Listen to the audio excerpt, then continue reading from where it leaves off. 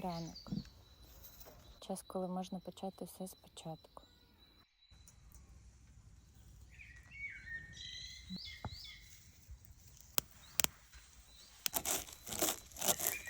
Зустрітись з вдячністю кожного, хто прийшов сьогодні в це життя.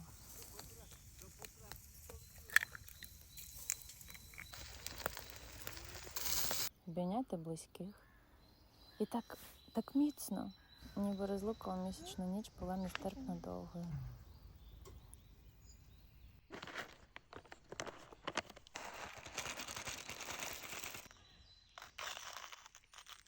Дозволити собі улюблені речі прямо зараз.